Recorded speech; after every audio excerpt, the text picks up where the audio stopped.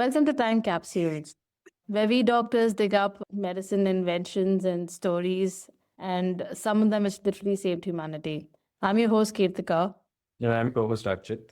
Today, we're going to talk about the OG of medicine marvels, the vaccines, and the man behind it, Edward Jenner.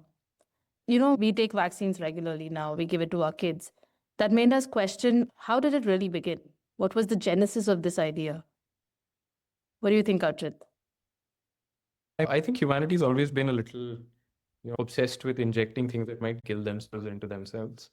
It goes back to there was this Greek king who was poisoned by his own wife, and his son developed a sort of sense of intense paranoia, which it turns out was justified. He began to notice that he was getting a lot of pain after eating the food that his mom cooked for him. He began to suspect that he was being poisoned. And he also began to suspect that his mom was the one doing it. So he decided giving himself small doses of poisons would help him develop immunity against it. And I got to say, being poisoned by your mom is still better than having a chappals thrown at you. I don't know if you've ever experienced that. But not only does it hurt, it chips away a huge part of your dignity. Very You have to true. go the rest of your life knowing that footwear was thrown at your head. What ended up happening was he did it in such a way under guidance that he actually developed immunity to those poisons. So much so that when he tried to actively end himself, he couldn't because he was already immune to most of the poisons being administered. Poisons actually led to the beginning of something as life-saving as a vaccine. I don't know whether history would agree. What I'm trying to say is you're talking about something that can kill you. The something that can kill you can be or inorganic. It can be things like arsenic or lead, or it can be pathogens. Now, during the time when this was all being brought about, germs weren't an established thing. Measured doses of something that can kill you being used to protect you against the same thing had been established at that point. So this is the idea of immunity, how Yeah. humanity discovered that we can get immune against things that can kill us. And this was the beginning. Yeah, exactly. A similar folklore that was actually in India. Something about Chandragupta Maurya.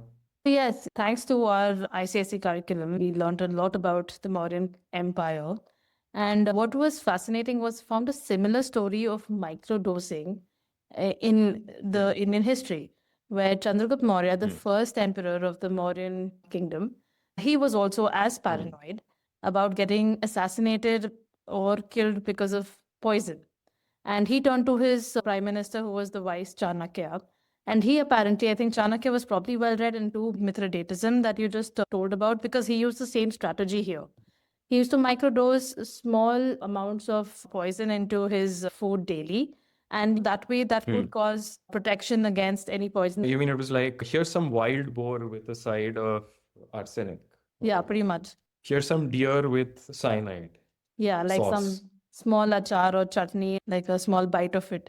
And so Right. that is how it worked for him. But unfortunately, not worked for his wife as much because the wife wasn't aware of it. And she happened to taste her husband's food and died because of that. And she was pregnant around that time. So posthumous C-section was done and the baby was born with a small dot on his forehead. And that is where the poison had touched him in utero. And that is why the next king was known as Bindusara. There was a son who was born with a small dot on his forehead. So it's fascinating because it is a poison story. The same thing that you're talking about in Greek history is now what we see here. And if you look into it further, you will know that a lot of the Indian literature, I don't know how true this is, but they talk a lot about these seductive poison maidens. They're known as vishkanyas in Indian literature. These were seductive women on a curated dose of toxin diet. They were fed toxins and poisons from a very small age. And they would be so immune to it. At the same time, their blood and body fluid was filled with this poison to the extent that if anyone touched them or came in contact with them, would die. So they were like these stealth weapons that they used against empires and to bring like emperors down. I don't know how true this is, but this is also another example of microdosing in a way.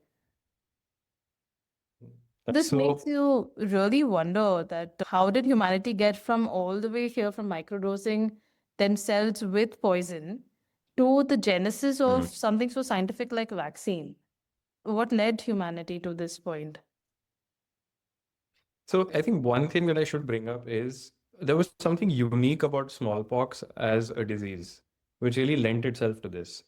Now, if you think about the causes of fever, there's literally a huge ass chapter in Harrison's, which is just causes of fever that you've not thought of, and it goes on for pages and pages. But if you look at fever as a symptom, there are a lot of diseases which just cause fever, and the treatment is completely different for each. You have a different treatment for malaria, for dengue, that we know of right now. Diseases with rashes tend to be more easily categorized. And smallpox would cause was highly contagious. There were a lot of people who were getting it. So the knowledge of it was there. And they were very distinctly identifiable. They would have blisters on the skin. Those blisters would be filled with fluid.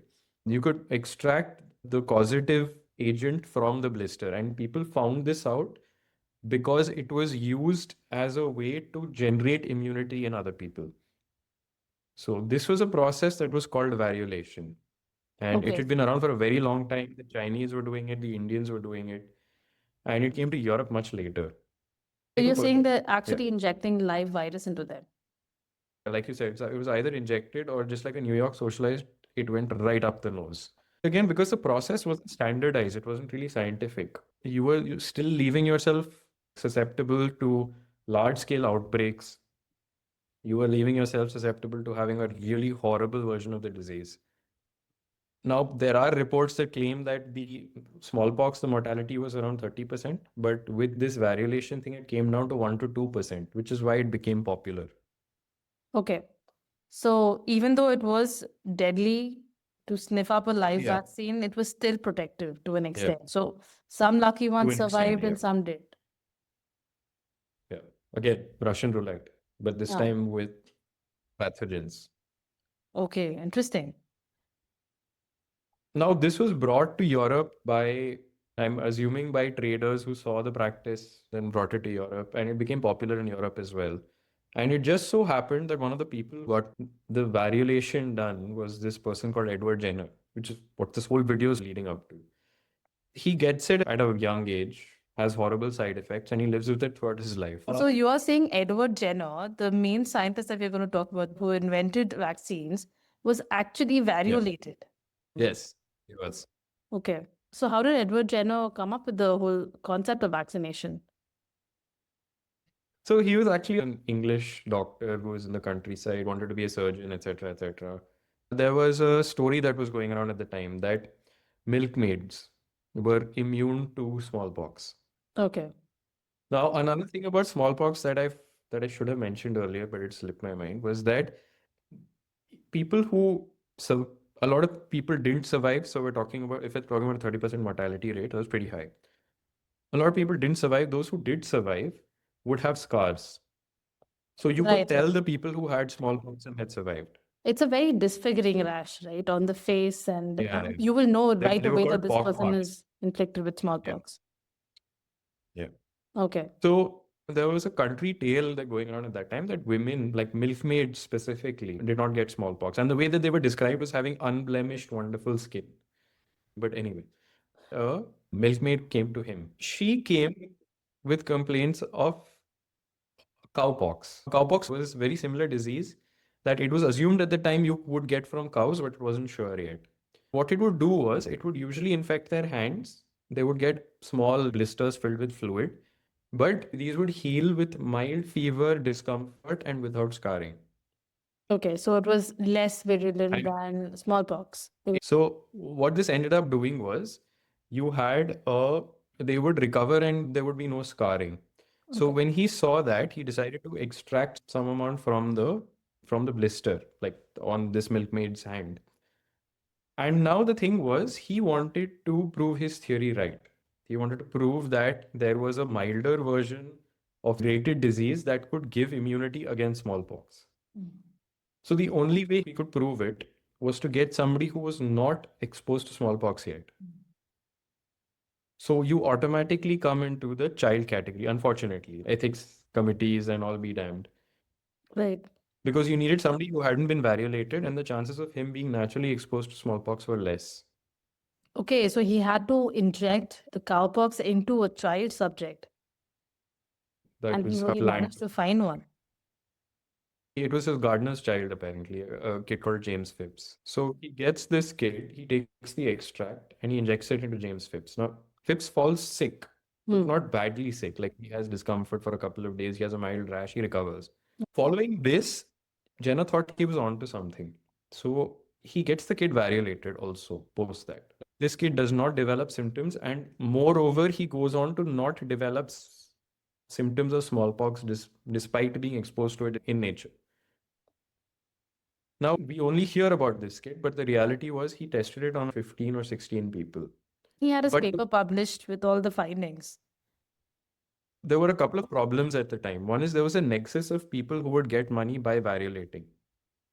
So they started to spread stories about how it's from cows. Cows are a lesser species. You're injecting yourself with cows. It was a huge thing at the time. And there were, in fact, probably one of the earliest memes was a picture of a guy with the head of a cow and it's saying, "This is what Jenner is trying to do to you." Oh, so Uh, anti-vaxxers existed even before the concept of anti-vax. yeah. This sounds like Reddit for a conspiracy theory. So what ends up happening, cowpox was not easily available. Smallpox was literally everywhere. Okay. It was much, much easier to get samples of smallpox than it was to get of cowpox. And because this nexus existed, Jenner decided to create a nexus of his own. Okay. And all cowpox samples were distributed through him. Oh, I see. Patented it. Yeah. The other problem was it didn't travel very well. The idea of cold chains, isolation, airtight didn't exist. So a lot of samples that he sent out got contaminated with smallpox. The people who decided to go and get this experimental injection just got smallpox. So that also led to fear that this does not work. It's probably as dangerous or more dangerous than what already existed. That would have been a major roadblock for vaccination to even happen. Whatever he extracted, he didn't know exactly what it was. He called it vaccinia. Okay. And the process of inoculating smallpox into yourself on purpose is called variolation. Okay. The process of inoculating cowpox into yourself began to be called vaccination. Like how you call any photocopy machine a Xerox machine. The next time somebody wanted to purposely inject something into them to make themselves immune, they just went to vaccination. Did not. The name didn't change. I see. So Should have been actually, called it's a like, homage to the cow and cowpox. I guess, yeah. Interesting. The shed that he started the process of inoculating people in has recently been declared a heritage building by the UK government. And Jenner referred to it as the Temple of Vaccine. He's gotten medals from Napoleon, even though the French were fighting a war against the English. And he's gotten a commendation from the Native American chiefs of North America. So that's our first episode of Time Capsule. Today we spoke about vaccines and Edward Jenner, the man, the legend, the reason why we don't know about smallpox anymore. And the reason why there's still some respect associated with the Jenner name. But join us next time when we talk about a Frenchman who perfected beer, who married the dean's daughter, and who killed a field full of animals, amongst the other things that he's done. Join us next time and don't forget to share, subscribe, and leave a review. It helps more listeners find us and this podcast. So until next time, I've been Kirtika, I've been Archit, and this has been a lot of wine. which is almost censored.